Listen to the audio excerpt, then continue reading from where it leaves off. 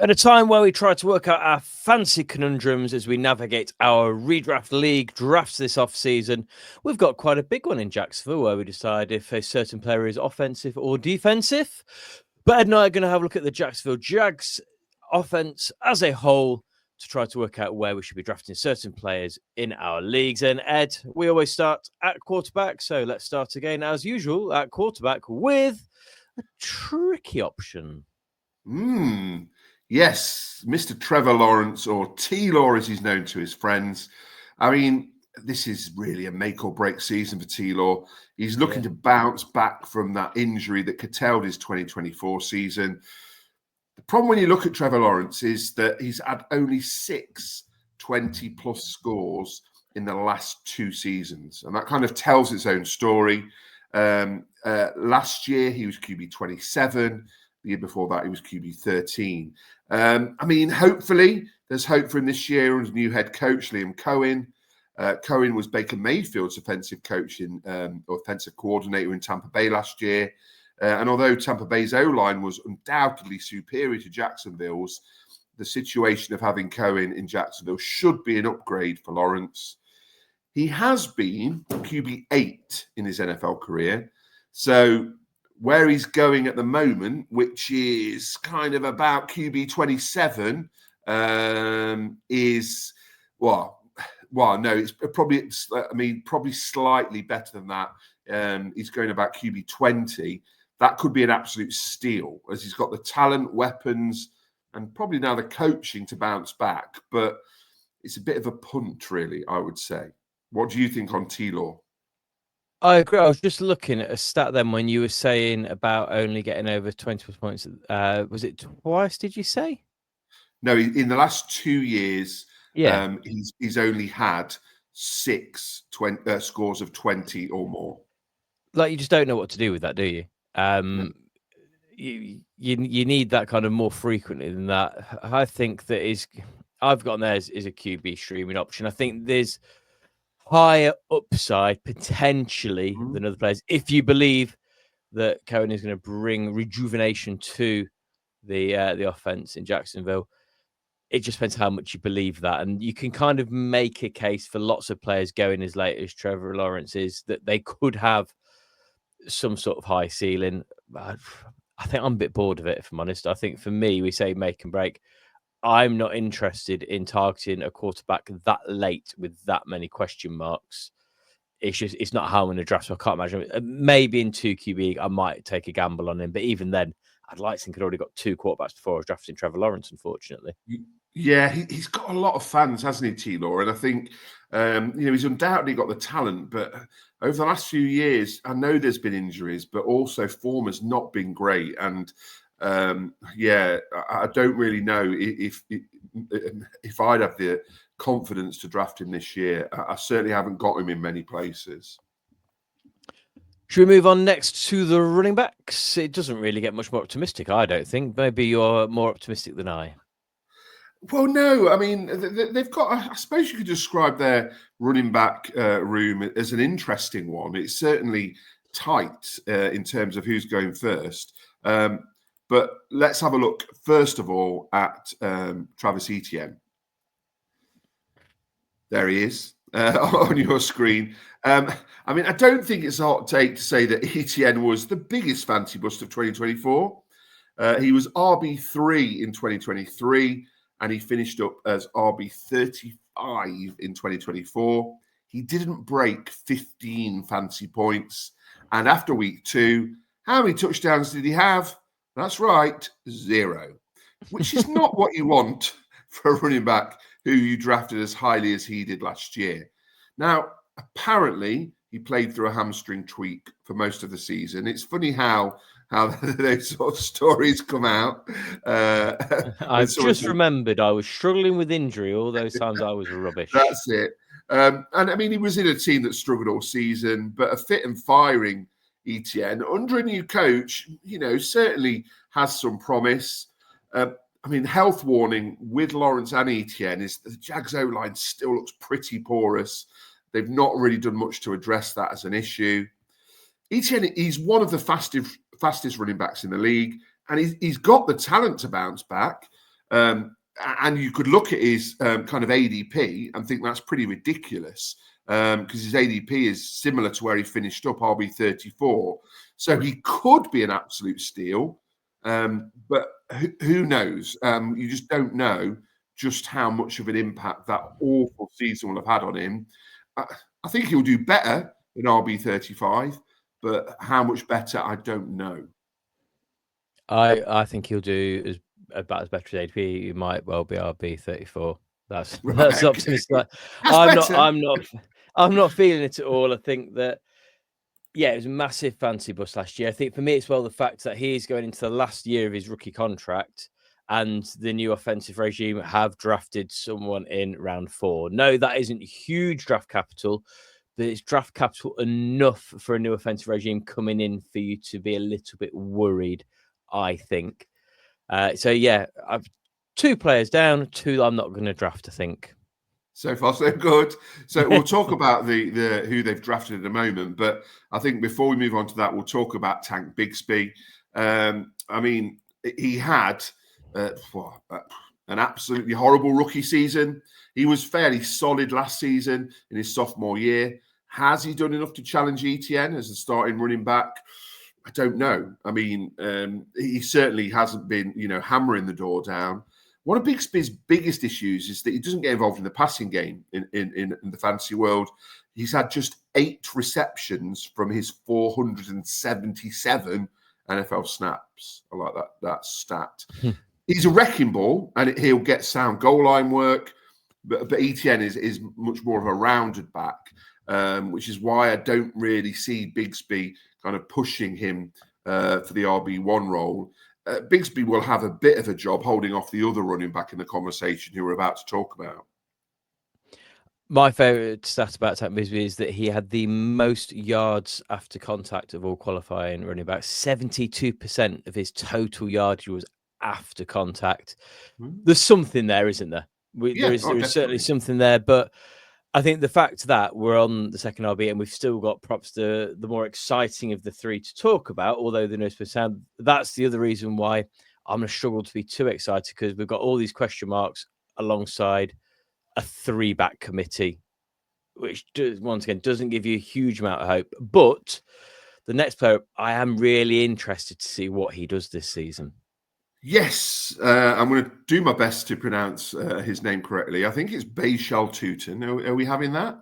Toot, toot. Yes. That's our new sound drop for Bhayshul Tuten. Okay. One of the fastest running backs in the draft, slightly faster than Etienne, and that's saying a lot because Etienne is rapid. He did have a big problem with fumbles in college, 10 fumbles in 2 years, and he's going to have to tidy that up. But if he can sort out that ball security, then I think he's certainly going to rival Bigsby, as RB2. And who knows, if Etienne is going to be as terrible as you're suggesting, then maybe Tuten it will emerge as the RB1, and he could be an absolute steal. As you say on the screen, definitely watch the waiver wire with Tuten, because if Etienne and Bigsby carry on their downward trajectory, then I think Tuten would be quick to step up and fill the gap that they leave.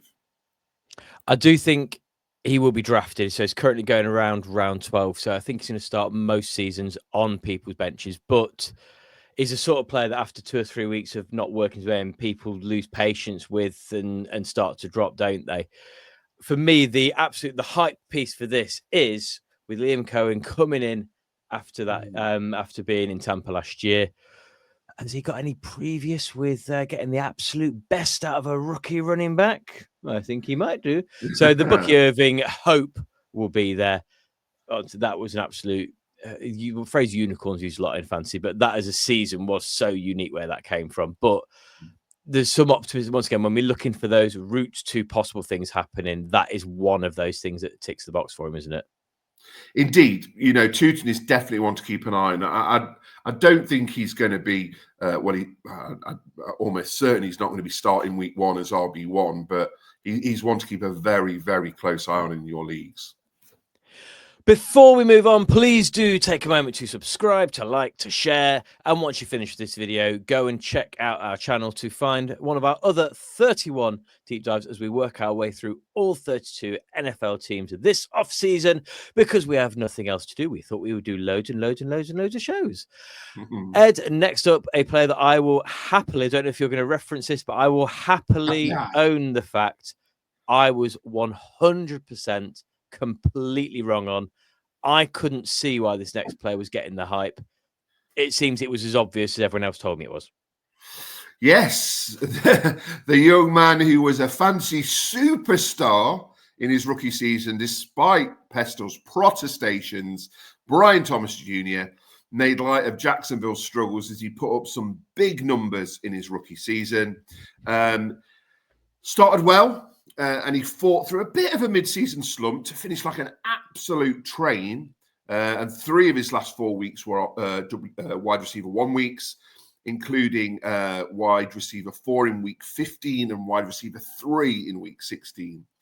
I mean, at times he was the Jags offense, but surely he's going to have a bit more competition this year. Not that's his a problem for him. As maybe that will be the other targets to draw the eyes of defenses. So that might actually work in his favor. I mean, everything points towards another solid season for Thomas. And I think maybe a top 5 finish is unlikely. Wide receiver 4 last year was amazing. I think his ADP, wide receiver 8, kind of towards the bottom of the top 10, is probably realistic. When we've referenced a lot, there were a number of wide receivers who struggled last year, which helped him into the top 4. But I think he should be aiming for top 10 again. And I certainly wouldn't be surprised if he ends up there. And as I've said, I think, your projection and his ADP are very similar. And I think that's pretty fair. And can remember he also managed to do all of that whilst catching passes from Mac Jones for half of the season. So boy did all right. Future Hall of Famer Mac Jones. Oh, sorry. Future Hall of Famer Mac Jones. Give him his full name. Tom Brady's replacement, Mac Jones. We'll get to Mac Jones at another point. Yeah, I was completely wrong on that. I just couldn't see. I couldn't see it. I thought that actually he was benefiting massively from just being across from neighbours at LSU. The fact that he's got a legitimate wide receiver across from him this year will probably help that as well. And the reason I've gone down to wide receiver 8 is because we've said in a few other shows there were so many wide receiver injuries last year. Just being on the field every game bumped you up massively. So, yeah, wide receiver is no slight on Brian Thomas Jr. If everyone remains fit, it won't happen. And that's why I see him kind of finishing up. But, yeah, really, and a player that I've managed to get a couple of places in drafts as well. I'm looking forward to seeing. He's one of our favourite things, isn't he? He's a year 2 wide receiver. That's what we love in fantasy. They always come good. We love a sophomore receiver. Next up. Yeah, a player who I don't think many of you will have heard of. He's gone under the radar. We've got a new one. Yes, under the radar. Does anyone know anything much about him? Because, I've struggled to find much information on him. Travis. That's the one. Travis Hunter, of course, Heisman Trophy winner, enters the NFL looking to become the first true two-way player since Deion Sanders. I mean, many suggest he's a cornerback. Sorry, not quarterback. That'd be amazing. Cornerback, first and foremost. But I think Jacksonville have announced that he will start by prioritizing offense, which pricked up the ears of many fantasy managers. I mean, he's coming up off the back of that ridiculous 1,258 yard, 15 touchdown final season in Colorado. And he's going to enter the NFL under a reliable quarterback in T-Law. I mean, we spoke about him already. I mean, surely he'll emerge quite quickly as Lawrence's number 2 target. So could wide receiver 30 be a bargain? If we know he's got massive talent. And I think I agree with what you're suggesting. Flex option with upside, and I would say potentially massive upside. We just have to wait and see what happens. I think as well is a player that, for me, going at wide receiver 30, I don't think he'll finish the season as wide receiver 30. I do think he'll be lower than that, but I think he's a player that towards the end of the season, you won't be too bothered about, because when you get to the business end, you'll probably kind of repeat. And it's one thing we try to remind people on our shows all the time. You don't need to win every week. You need to get into the playoffs. So there are a couple of players you think that actually business end might be really, really good. you can take 1 or 2 drop games earlier in the season as long as you get to the playoffs with a strong team. And he could be someone people are a little bit worried about weeks 1 to 5, but could well be a player you're really glad of the value you've got by the time you're in your playoffs. It's going to be fascinating to see. I mean, you don't get many two-way players, and will he long-term be a two-way player? I don't think he will. I don't think you can sustain that. And I think if he was going to choose one, it would be as a receiver. But, who knows? I might be completely wrong. To have a look, though, at the depth chart behind him, one of the reasons you can be optimistic about Travis Hunter is the names behind him don't really frighten you. Yeah, there's not much behind him. I mean, Dyami Brown is a decent pickup for the Jags as a wide receiver 3. Yeah. Don't forget he came alive in the playoffs last season. Not really relevant for fantasy. He'd done very little in his NFL career before that. So I'm sure he's very happy with his 1-year, $10 million contract, 95% guaranteed. So, maybe someone to stash for your bench. Parker Washington ended up having more significant game time in 2024 due to the injuries to Dishonest Gabe and Christian Kirk. But with the arrivals of Hunter and Brown, he'll probably be wide receiver 4 at best in 2025. And Josh Cephus, he'll struggle for reps. But injuries might push him up the pecking order, but he's someone to ignore. Last up, we go to tight end and Brenton Strange. I mean, they've moved on, obviously, from Evan Engram, and it looks like Brenton Strange is going to be their clear pickers as tight end 1. When Engram was injured last season, Strange, he looked good. 29 receptions for 275 yards and a couple of touchdowns in 8 games. I don't think he's likely to have a huge receiving workload, especially with Thomas and Hunter ahead of him. But, he's probably going to spend a lot of time blocking. He's going off the board at about tight end 22. I think that's probably right. He might be a solid streaming option down the stretch. He's probably going to have some big weeks, but we just don't know when they're going to be. So that makes it quite difficult from a fantasy perspective. It's superb. Interesting to see what role emerges for him and therefore how involved he is. And that's why I've got his potential sleep pick. There are a couple of question marks. If they land, and like I said, he had 1, 2, 3, 4 games as a top 12 tight end last year. He's got it in him that he could be a value pick. Should anyone be drafting him for their startup rosters for redraft? Absolutely not, no. But he's one that's worth keeping an eye on. And yeah, I think we'll be streaming. I think he's a player that we'll probably talk about from DFS in tight end friendly matchups. But yeah, he's one that potentially we could be looking at the end of the season. He proved to be quite good value at tight end, not week in, week out, but as a regular plug and play tight end. Definitely. So looking at the Jags as a whole, are you optimistic for them this season, Ed, or it feels transition-y when it really shouldn't feel transition-y when you think, like say, where T-Law is at? Yeah, I mean, I don't think the Jags are going to do much this season. Like I say, they've not really addressed O-line issues, and I don't know how good their defense is. So, yeah, I mean, at best, half a dozen, 7, 8 wins, but I can't see them making the playoffs. Well, that is all from us on the Jacksonville Jaguars. As said earlier, please go and check out one of the 31 other shows on all of the other NFL teams as you prepare for your redraft fantasy drafts. But for now, it's goodbye from me, goodbye from Ed, and Malcolm, take us home. You have been listening to Pestle and Ed of TH Fantasy Football. For more content, follow TH_fantasy_NFL on Instagram and Twitter.